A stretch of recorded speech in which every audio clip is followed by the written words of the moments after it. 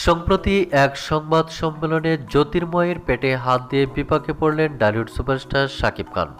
মন্তব্য রয়েছে, স্বামী শাকিব খানের এমন দৃশ্য দেখে রীতিমতো ক্ষুব্ধ হয়েছেন চিত্রনায়িকা শবনম বুবলী। হঠাৎ ক্ষুব্ধ হয়ে কি বলছেন বুবলী, আর এ প্রসঙ্গে বিস্তারিত তুলে ধরব আজকের এই ভিডিওতে।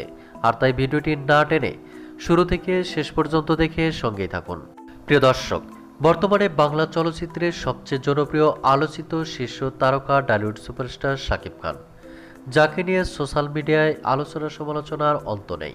কেননা একের পর এক ব্যবসা সফল সিনেমা উপহার দিয়ে দর্শকদের হৃদয়ে জায়গা করে নিয়েছেন এ নায়ক। সম্প্রতি বলিউড সুপারস্টার শাকিব খানের প্রিন্স সিনেমা এবারের ঈদ উল ফিতরে মুক্তি পেয়েছে।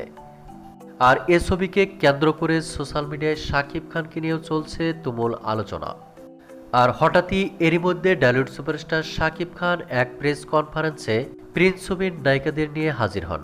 আর সেখানে কথা বলার এক পর্যায়ে প্রিন্স সিনেমার দ্বিতীয় নায়িকা জ্যোতির্ময়ের পেটে হাত রাখেন শাকিব খান।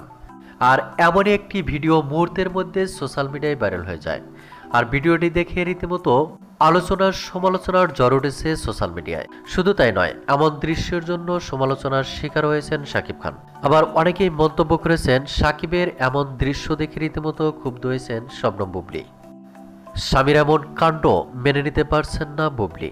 যদিও বুবলীর মুখ থেকে সরাসরি এমন কোনো মন্তব্য পাওয়া যায়নি, তবে অনেকেরই এমনটাই ধারণা রয়েছে। তো প্রিয় দর্শক, এ বিষয়টি আপনারা কিভাবে দেখছেন? আর এ বিষয় নিয়ে আপনার যদি কোনো মন্তব্য থাকে তাহলে কমেন্ট করে জানিয়ে দিন নিচের কমেন্ট বক্সে।